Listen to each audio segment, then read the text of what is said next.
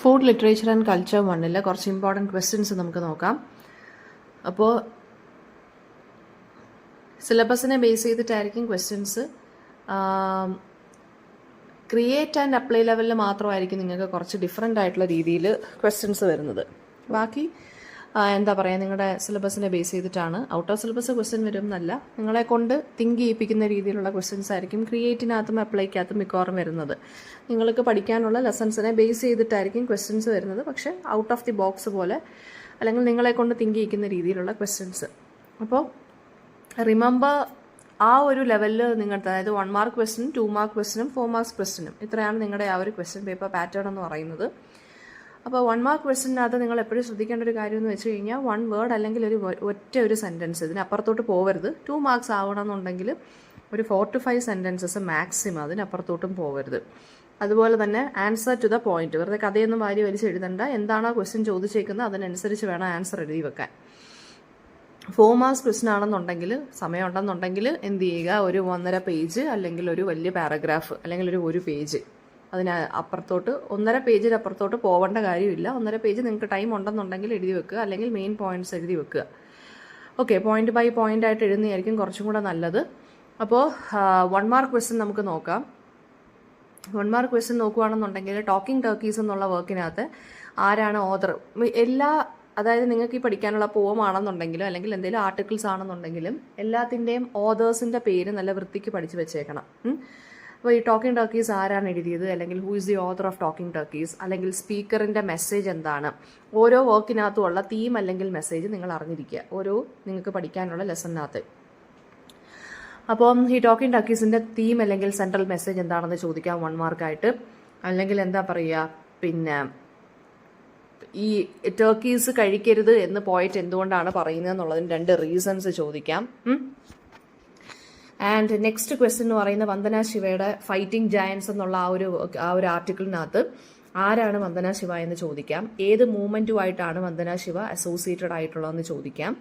2 multinational corporations, ഏത് 2 multinational കോർപ്പറേഷൻസിനെ കുറിച്ചാണ് ഈ ആർട്ടിക്കിളിനകത്ത് ക്രിട്ടിസൈസ് ചെയ്തിരിക്കുന്നതെന്ന് ചോദിക്കാം. അപ്പോൾ ഞാൻ ആൻസേഴ്സ് പറയാത്തതെന്ന് വെച്ച് കഴിഞ്ഞാൽ ഓൾറെഡി ഞാൻ പറഞ്ഞു കഴിഞ്ഞാണ് വീഡിയോയ്ക്കകത്ത്. നിങ്ങൾക്ക് ജസ്റ്റ് ഒരു ക്വസ്റ്റ്യൻസ് ആണ് ഞാൻ പറഞ്ഞു തരുന്നത് ഇതിനകത്ത് കേട്ടോ. പിന്നെ എൻഡ് ഹങ്കർ നൗ എന്നുള്ള ആ ഒരു ജോസഫ് ഷീറിൻ്റെ ടെഡ് ടോക്കിനകത്ത് മെയിൻ ഗോൾ എന്താണ്, അദ്ദേഹത്തിൻ്റെ ആ ഒരു ടെഡ് ടോക്കിനകത്തുള്ള മെയിൻ ഗോൾ എന്താണ്, അല്ലെങ്കിൽ അദ്ദേഹം എന്തിനെക്കുറിച്ചാണ് അതിനകത്ത് സംസാരിക്കുന്നത്. ഗ്ലോബൽ ഹങ്കർ ഇഷ്യൂസിനെ കുറിച്ചാണ് സംസാരിക്കുന്നത്, നിങ്ങൾക്കറിയാം. അപ്പോൾ അത് എന്തൊക്കെയാണ് അതിനകത്ത് പറഞ്ഞിരിക്കുന്നത് എന്നുള്ള കാര്യങ്ങൾ ഒരു ഓവറോൾ ഐഡിയ ഉണ്ടായിരിക്കണം. ഹങ്കർ സമ്മിറ്റ് പോസ്റ്റർ ഉണ്ടല്ലോ, അതിനകത്ത് പ്രൈമറി മെസ്സേജ് എന്താണ് അത് ഉദ്ദേശിക്കുന്നത്. പിന്നെ wise and lady of the oak has October ways എന്നുള്ള പോം നല്ല വൃത്തിക്ക് പഠിച്ചു വെച്ചേക്കണം. അതിനകത്ത് നാച്ചുറൽ എലമെന്റ്സ് ഏതൊക്കെയാണ് വരുന്നത് എന്നുള്ളത്, പിന്നെ ഏത് സീസണിനെ കുറിച്ചാണ് ഇതിനകത്ത് പോയത്തിനകത്ത് സംസാരിക്കുന്നത് എന്നുള്ളത് നോക്കുക.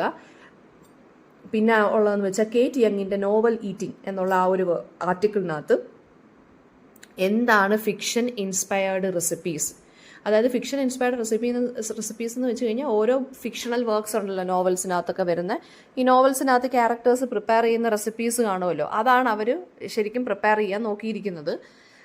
അപ്പം അത് what you mean by fiction inspired recipes എന്ന് ചോദിക്കാം. പിന്നെ ഒരു നോവലിനകത്ത് അല്ലെങ്കിൽ ഒരു എക്സാമ്പിൾ വേണമെങ്കിൽ ചോദിക്കാം. ഒരു ലിറ്റററി വർക്കിനകത്ത് പറഞ്ഞിരിക്കുന്ന അല്ലെങ്കിൽ പിന്നെ എന്താ പറയുക, അല്ലെങ്കിൽ ഒരു എക്സാമ്പിളായിട്ട് ചോദിക്കുന്നത് വെച്ച് കഴിഞ്ഞാൽ ഫിക്ഷനകത്തുള്ള അല്ലെങ്കിൽ നോവൽസിനകത്തുള്ള ഫുഡ്സ് ആണ് ചോദിച്ചേക്കുന്നത്. അപ്പോൾ അങ്ങനെ എക്സാമ്പിൾ ആയിട്ടുള്ളൊരു നോവൽ പറയാൻ വേണമെങ്കിൽ ചോദിക്കാം. ഇതിനകത്ത് മെൻഷൻ ചെയ്തേക്കുന്ന ആർട്ടിക്കിളിനകത്ത് മെൻഷൻ ചെയ്തേക്കുന്ന ഏതൊക്കെ വർക്ക്സിനകത്താണെന്നുള്ളത്. പിന്നെ വരുന്നതെന്ന് വെച്ചാൽ സ്ലോ നൂഡിൽസ് ബൈ ചന്താങ് മോൺ ആണ്. അതിനകത്ത് ഹിസ്റ്റോറിക്കൽ ഇവന്റ് എന്താണ്, അതിന്റെ ബാക്ക്ഗ്രൗണ്ട് എന്താണെന്ന് ചോദിക്കാം. പിന്നെ മെമ്മോയർ ആണ് ഈ ഒരു സ്ലോ നൂഡിൽസ് എന്ന് പറയുന്നത്. എന്താണ് മെമ്മോയർ എന്ന് ചോദിക്കാം. മെമ്മോയർ എന്ന് വെച്ചാൽ നമ്മുടെ കുറച്ച് മെമ്മറബിൾ ആയിട്ടുള്ള ഇവന്റ്സ് കമ്പൈൽ ചെയ്തൊരു ബുക്കാക്കുന്നതാണ് മെമ്മോയർ എന്ന് പറയുന്നത് കേട്ടോ.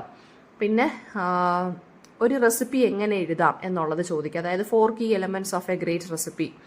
പിന്നെ purpose of a recipe introduction എന്താണ്, എങ്ങനെ നമുക്കൊരു ഫുഡ് റൈറ്ററായിട്ട് മാറാം, 2 സ്കിൽസ് എന്തൊക്കെയാണ്, ഒരു ഫുഡ് റൈറ്ററായിട്ട് മാറണമെന്നുണ്ടെങ്കിലുള്ള 2 സ്കിൽസ് എന്തൊക്കെയാണ്, ഏതൊക്കെ ഫുഡ് റൈറ്റേഴ്സിന് അവരുടെ വർക്ക് പബ്ലിഷ് ചെയ്യാൻ പറ്റുന്ന ഒരു പ്ലാറ്റ്ഫോമിന്റെ പേര്, ഓൺലൈൻ പ്ലാറ്റ്ഫോം ആണെന്നുണ്ടെങ്കിൽ അതിന്റെ പേര് ചോദിക്കാം. പിന്നെ നിങ്ങൾക്ക് ലാസ്റ്റ് ഒരു ഇൻസ്റ്റാഗ്രാമിന്റെ ലിങ്ക് തന്നിട്ട് ഒരു കേരള ഫുഡിയുടെ ഒരു ലിങ്ക് തന്നിട്ടുണ്ട്. അപ്പോൾ അതിനകത്ത് എന്ത് ടൈപ്പ് ഓഫ് കോണ്ടന്റ്സ് ആണ് ഷെയർ ചെയ്തിരിക്കുന്നത് എന്നുള്ളത് വേണമെന്നുണ്ടെങ്കിൽ ചോദിക്കാം. പിന്നെ അടുത്ത 2 മാർക്സ് ക്വസ്റ്റൻ ആണെന്നുണ്ടെങ്കിൽ ടോക്കിംഗ് ടർക്കീസിനകത്ത് ഹ്യൂമർ നോക്കാം. അതിനകത്ത് മെസ്സേജ് വീണ്ടും ചോദിക്കാം. തീം എന്താണെന്ന് 2 മാർക്സ് ക്വസ്റ്റൻ ആയിട്ട് ചോദിക്കാം. വന്ദന ശിവ എന്തുകൊണ്ടാണ് ജനറ്റിക്കലി മോഡിഫൈഡ് ക്രോപ്സിന് എതിരെ ഒപ്പോസ് ചെയ്യുന്നതെന്നുള്ളത് ചോദിക്കാം. പിന്നെ ജോസഫ് ഷീറിന്റെ ഹങ്കറിനെ കുറിച്ചുള്ള ആർഗ്യുമെന്റ്സ് എന്തൊക്കെയാണെന്ന് ചോദിക്കാം. ഓക്കെ, അതായത് മെയിൻ ആയിട്ടുള്ള കാര്യങ്ങൾ എന്താണ് അദ്ദേഹം അതിനകത്ത് പറയുന്നതെന്നുള്ളത് ചോദിക്കാം. പിന്നെ എന്ന് വെച്ച് കഴിഞ്ഞാൽ ഈ ഹങ്കർ സബ്മിറ്റ് പോസ്റ്ററുകളുണ്ടല്ലോ, ഈ പോസ്റ്ററുകളിനകത്തുള്ള ഓരോ പോസ്റ്ററുകളിനകത്തുള്ള എന്തൊക്കെയാണ് കാര്യങ്ങൾ പറഞ്ഞേക്കുന്നതെന്നൊന്ന് ഐഡിയ ഉണ്ടായിരിക്കണേ. പിന്നെ നെക്സ്റ്റ് വൺ എന്ന് പറയുന്നത് wise and lady of the oakers October ways എന്നുള്ള വർക്കിനകത്ത് സിംബോളിക് മീനിങ് ഓഫ് നേച്ചർ എന്താണ്, ലിറ്ററേച്ചറും ഫുഡും തമ്മിലുള്ള കണക്ഷൻ എങ്ങനെയാണ് കാണിക്കുന്നത് കേറ്റ് യങ്ങിന്റെ ആർട്ടിക്കിളിനകത്ത്. ഞാൻ പറഞ്ഞ പോലെ ഏതൊക്കെ നോവൽസിലെ ഫുഡ് ഐറ്റംസ് ആണ് മെൻഷൻ ചെയ്തേക്കുന്നതെന്നുള്ളതെന്ന് അറിഞ്ഞിരിക്കണേ. പിന്നെ മെമ്മറിയും ഫുഡും എങ്ങനെയാണ് ഇന്റർ കണക്റ്റഡ് ആവുന്നത് സ്ലോ നൂഡിൽസിനകത്ത്. പിന്നെ റെസിപ്പി റൈറ്റിങ്ങിൽ എന്തുകൊണ്ടാണ് ക്ലാരിറ്റിയും സ്ട്രക്ചറും ഇമ്പോർട്ടൻ്റ് ആയിട്ട് വരുന്നത്. അതുപോലെ തന്നെ എന്താണ് ഇൻസ്റ്റാഗ്രാം എങ്ങനെയാണ് ഒരു ഡിജിറ്റൽ ഫുഡ് ആർക്കൈവ് ആയിട്ട് മാറുന്നത്. അതായത് ഇൻസ്റ്റാഗ്രാമിലൂടെ എങ്ങനെയാണ് ഈ എന്താ പറയുക ഡിജിറ്റലി ഫുഡ് ആർക്കൈവ്സ് എങ്ങനെ നമുക്ക് പ്രൊമോട്ട് ചെയ്യാൻ പറ്റുന്നുണ്ട്, സപ്പോർട്ട് ചെയ്യാൻ പറ്റുന്നുണ്ട്. ഇപ്പോൾ തന്നെ ഒരുപാട് ഫുഡ് വ്ളോഗ്സ് ഒക്കെ വരുന്നുണ്ടല്ലോ. അതെങ്ങനെയാണ് ഈ ഫുഡ് എന്നുള്ള അല്ലെങ്കിൽ ഈ പിന്നെ എന്താ പറയുക ഫുഡ് ആർക്കൈവ്സിനെ എങ്ങനെ സപ്പോർട്ട് ചെയ്യുന്നു എന്നുള്ളത് ചോദിക്കാം. അതൊക്കെയായിരിക്കും നിങ്ങളെ കൊണ്ട് ചിലപ്പോൾ തന്നെ എഴുതാൻ ചോദിക്കുന്ന ക്വസ്റ്റ്യൻസ് എന്ന് പറയുന്നത്. പിന്നെ നെക്സ്റ്റ് വൺ എന്ന് പറയുന്നത് ടോക്കിംഗ് ടർക്കീസിന്റെ മെസ്സേജിനെ പിന്നെന്താണ് മെസ്സേജ് എന്താണെന്ന് വീണ്ടും 4 മാർക്സ് ക്വസ്റ്റ്യൻ ആയിട്ട് വേണമെന്നുണ്ടെങ്കിൽ ചോദിക്കാം. വന്ദന ശിവയുടെ ഐഡിയാസ് മൊത്തത്തിൽ സമ്മറൈസ് ചെയ്യാൻ പറയാം. പിന്നെ സൊല്യൂഷൻസ് ടു ഹങ്കർ ഇഷ്യൂസ് മറ്റേ ഷീറന്റെ ആ ഒരു ടെഡ് ടോക്കിനകത്ത് വരുന്നത് എങ്ങനെയാണെന്ന് ചോദിക്കാം. ഹങ്കർ സമ്മിറ്റ് പോസ്റ്ററിനകത്ത് അവയർനെസ് മെസ്സേജ് എങ്ങനെയാണ് കൊടുത്തേക്കുന്നതെന്ന് ചോദിക്കാം. Wise and lady of the ഓക്കിനകത്ത് ക്ലൈമറ്റ് ചേഞ്ചിനെ കുറിച്ച് അല്ലെങ്കിൽ എക്കോ അതായത് മീൻസ് നേച്ചർ പിന്നെ ടെക്നിക്കുകൾ അല്ലെങ്കിൽ നേച്ചറുമായിട്ട് ബന്ധപ്പെട്ട കാര്യങ്ങൾ എങ്ങനെയാണ് ഇതിനകത്ത് യൂസ് ചെയ്തിരിക്കുന്നതെന്ന് ചോദിക്കാം. പിന്നെ സ്നോ നൂഡിൽസ് എങ്ങനെയാണ് ഫുഡ് റിലേറ്റഡ് മെമ്മറിയെ ആയിട്ട് അപ്രോച്ച് ചെയ്യുന്നതെന്ന് ചോദിക്കാം. നിങ്ങൾക്ക് ഇഷ്ടമുള്ളൊരു ഷോർട്ട് റെസിപ്പി എഴുതാൻ ചോദിക്കാം വേണമെന്നുണ്ടെങ്കിൽ. പിന്നെ വരുന്നതെന്ന് വെച്ച് കഴിഞ്ഞാൽ ടോക്കിംഗ് ടർക്കീസ് എന്നുള്ള വർക്കിനകത്ത് ടോൺ എങ്ങനെയാണ് ലാംഗ്വേജ് എങ്ങനെയാണ് വരുന്നതെന്ന് ചോദിക്കാം. പിന്നെ അതുപോലെ തന്നെ വന്ദന ശിവയുടെ ആർട്ടിക്കിളിനകത്തുള്ള റെസിസ്റ്റൻസ് അല്ലെങ്കിൽ ആക്ടിവിസം എങ്ങനെ വരുന്നു. ടെഡ് ടോക്ക് ഉണ്ടല്ലോ എൻഡ് ഹങ്കർ നൗ എന്നുള്ള ടെഡ് ടോക്കിനകത്തുള്ള അദ്ദേഹം പറയുന്ന കുറച്ച് സ്ട്രാറ്റജീസ് എന്തൊക്കെയാണ്. പിന്നെ ഹങ്കർ സമ്മിറ്റ് പോസ്റ്ററിനകത്ത് കളർ അല്ലെങ്കിൽ ഇമേജസ് എങ്ങനെയാണ് യൂസ് ചെയ്തതെന്ന് ചോദിക്കാം. വൈസ് ആൻഡ് ലേഡി ഓഫ് തോക്കിനകത്ത് നേച്ചറും ഏജും തമ്മിൽ എങ്ങനെയാണ് ഇന്റർ കണക്റ്റഡ് ആവുന്നത്. പിന്നെ നൊസ്റ്റാൾജി എങ്ങനെയാണ് ഫംഗ്ഷൻ ചെയ്യുന്നത് കേറ്റ് യങ്ങിന്റെ ആ ഒരു ഫുഡ് ലിറ്ററേച്ചർ നറേറ്റീവിനകത്ത്. പിന്നെ റെസിപ്പീസിന്റെ കാര്യം എങ്ങനെ വരുന്നു എന്നുള്ളത് സ്ലോ നൂഡിൽസിനകത്ത്. ഒരു എഫക്റ്റീവ് റെസിപ്പിയുടെ സ്ട്രക്ചർ അത് ഇമ്പോർട്ടൻ്റ് ആയിട്ടുള്ള ക്വസ്റ്റ്യൻ ആണ് കേട്ടോ. പിന്നെ അല്ലെങ്കിൽ how to become a food writer എന്നുള്ളത് വേണമെന്നുണ്ടെങ്കിൽ ചോദിക്കാം. എന്ന് വെച്ച് കഴിഞ്ഞാൽ ആ സ്ട്രക്ചറാണ് പറയുന്നത് നമ്മൾ എങ്ങനെ തുടങ്ങണം എങ്ങനെ ചെയ്യണം എന്നുള്ളത്. പിന്നെ വരുന്നതെന്ന് വെച്ച് കഴിഞ്ഞാൽ എങ്ങനെയാണ് ഡിജിറ്റൽ മീഡിയ ഫുഡ് കൾച്ചറിനെ റീഷേപ്പ് ചെയ്യുന്നത് കേരളത്തിൽ എന്ന് പറയുമ്പോൾ നമ്മുടെ ആ ഇൻസ്റ്റാഗ്രാമിൽ കേരള ഫുഡി എന്നുള്ള ഇൻസ്റ്റാഗ്രാമിൽ അതൊന്ന് നോക്കിയിട്ട് വേണം എഴുതാൻ. അല്ലെങ്കിൽ നിങ്ങൾക്ക് അല്ലാതെ ജനറലായിട്ടും എഴുതാൻ സാധിക്കും കേട്ടോ. അപ്പോൾ എന്തെഴുതിയാലും കുറച്ച് എക്സാമ്പിൾസ് ഒക്കെ പറയുന്നത് നല്ലതായിരിക്കും. പിന്നെ വരുന്നതെന്ന് വെച്ചാൽ എന്താണ് ഹങ്കർ സബ്മിറ്റ് പോസ്റ്റർ മറന്നു പോകരുത്. ഹങ്കർ ഇറാഡിക്കേഷൻ സ്ട്രാറ്റജീസ് ഏതൊക്കെയാണ് ജോസഫ് ഷീറിൻ അദ്ദേഹത്തിന്റെ ടെഡ് ടോക്കിനകത്ത് പറയുന്നതെന്നുള്ളതൊന്നും മറന്നു പോകരുത്. എക്കോളജിക്കൽ അവയർനെസ് എങ്ങനെ നമുക്ക് പ്രൊമോട്ട് ചെയ്യാം എന്നുള്ളത് നിങ്ങൾക്ക് പഠിക്കാനുള്ള ലെസൺസിൽ നിന്ന് എങ്ങനെ ചെയ്യാമെന്ന് പറയുമ്പോൾ നിങ്ങൾക്ക് പഠിക്കാനുള്ള പോംസ് ഒക്കെ ഉണ്ടല്ലോ അതിനകത്തുനിന്ന്. അതായത് നമ്മൾ എൻവയോൺമെന്റിനെ പ്രൊട്ടക്ട് ചെയ്യണം എന്ന് അങ്ങനെ സൂചന തരുന്ന പോംസ് ഏതെങ്കിലും ഉണ്ടെന്നുണ്ടെങ്കിൽ അതാണ് എഴുതേണ്ടത്. അങ്ങനെയൊക്കെ ചോദിക്കാം. ഓവറോൾ ആയിട്ടും ജനറൽ ബേസ് ആയിട്ടും ചോദിക്കാം. പിന്നെ ഫിക്ഷൻ ബേസ്ഡ് കുക്കിങ്ങിന്റെ ഇമ്പോർട്ടൻസ് എന്താണെന്ന് ചോദിക്കാം. മോഡേൺ ഫുഡ് കൾച്ചറിൽ സ്നോ നൂഡിൽസ് എങ്ങനെ വീണ്ടും ഒരു ഫുഡ് നറേറ്റീവായിട്ട് മാറുന്നു എന്നുള്ളത് ചോദിക്കാം. ആ റെസിപ്പിയുടെ സ്ട്രക്ചർ നോക്കി വെച്ചേക്കുക.